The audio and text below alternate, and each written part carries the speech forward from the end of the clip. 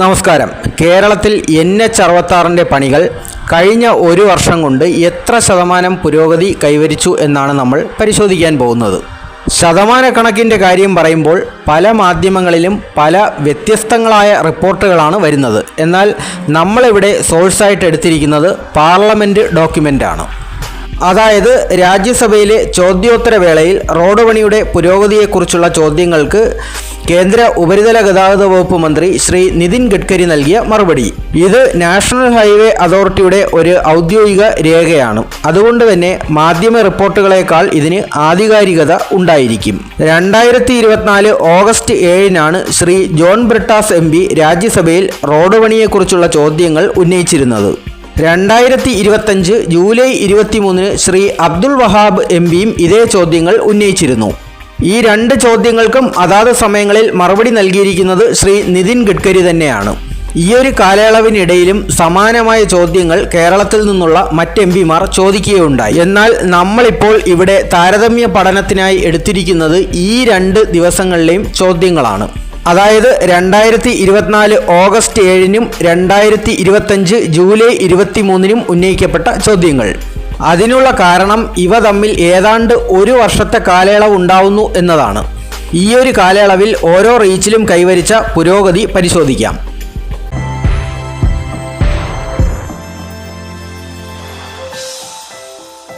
നമ്മളിവിടെ തെക്ക് നിന്ന് വടക്കോട്ടാണ് സഞ്ചരിക്കുന്നത്. അതുകൊണ്ട് തന്നെ ആദ്യത്തെ റീച്ച് എന്ന് പറയുന്നത് തിരുവനന്തപുരം ജില്ലയിലെ കഴക്കൂട്ടം മുതൽ കടമ്പാട്ടുകോണം വരെയുള്ള റീച്ചാണ്.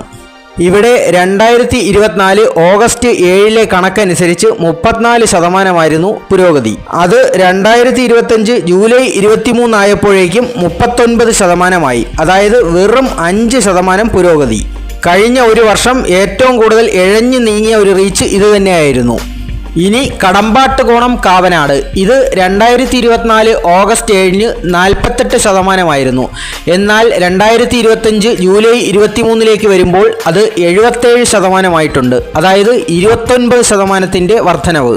കഴിഞ്ഞ ഒരു വർഷം കൊണ്ടുണ്ടായ വർക്ക് പ്രോഗ്രസിൻ്റെ കാര്യത്തിൽ 2ാം സ്ഥാനത്ത് നിൽക്കുന്ന റീച്ചാണ് ഇത്. 1ാം സ്ഥാനം ഏതാണെന്ന് വഴിയേ പറയാം. കാവനാട് കൊറ്റുകുളങ്ങരയിലേക്ക് വരുമ്പോൾ 2024 ഓഗസ്റ്റ് 7-ന് 53% പുരോഗതി. എന്നാൽ ഇപ്പോൾ അത് 71% അതായത് 18% വർധനവ്. കൊറ്റുകുളങ്ങര പറവൂർ റീച്ചിലേക്ക് വരുമ്പോൾ അത് 37% നിന്ന് 62% എത്തിയിട്ടുണ്ട്. അതായത് 25% വർധനവ്. അടുത്തത് പറവൂർ തുറവൂർ റീച്ചാണ്. ഇവിടെ 24% നിന്ന് 45% എത്തിയിട്ടുണ്ട്. അതായത് 21% വർധനവ്. മുൻകാലങ്ങളിൽ ഈ റീച്ച് തിരുവനന്തപുരം ജില്ലയേക്കാൾ പിറകിലായിരുന്നു എന്ന് ഓർക്കണം. എന്നാൽ ഇപ്പോൾ ഇവിടം തിരുവനന്തപുരത്തെ മറികടന്നിരിക്കുകയാണ്. ഇനി അടുത്തത് തുറവൂർ മുതൽ അരൂർ വരെയുള്ള എലവേറ്റഡ് ഹൈവേ ഉൾപ്പെടുന്ന റീച്ചാണ്.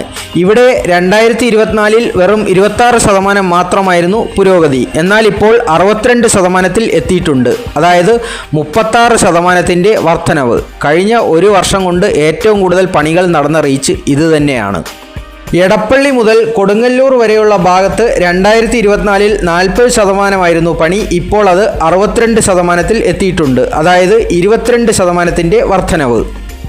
കൊടുങ്ങല്ലൂർ മുതൽ തളിക്കുളം വരെയുള്ള റീച്ചിലേക്ക് വരുമ്പോൾ 40% നിന്ന് 67% എത്തിയിരിക്കുകയാണ്. അതായത് 27% വർധനവ്. തളിക്കുളം മുതൽ കാപ്പിരിക്കാട് വരെയുള്ള റീച്ച് പരിശോധിച്ചാൽ ഇവിടെയും 27% വർധനവ് കൈവരിച്ചിരിക്കുന്നത്. അതായത് 46% നിന്ന് 73% വരെ എത്തിയിട്ടുണ്ട് പണികളുടെ പുരോഗതി. അടുത്തത് കാപ്പിരിക്കാട് മുതൽ വളാഞ്ചേരി വരെയുള്ള റീച്ചാണ്. ഇത് 80% നിന്ന് 98% എത്തിയിട്ടുണ്ട്. അതായത് 18% വർധനവ്. വളാഞ്ചേരി രാമനാട്ടുകര റീച്ചിലേക്ക് വരുമ്പോൾ ഇവിടെ 73% നിന്ന് 99%ലാണ് ഇപ്പോൾ എത്തിച്ചേർന്നിരിക്കുന്നത്. അതായത് 26% വർധനവ്. രാമനാട്ടുകര വെങ്കളം 72% നിന്ന് 96% എത്തിയിട്ടുണ്ട്. അതായത് 24% വർധനവ്.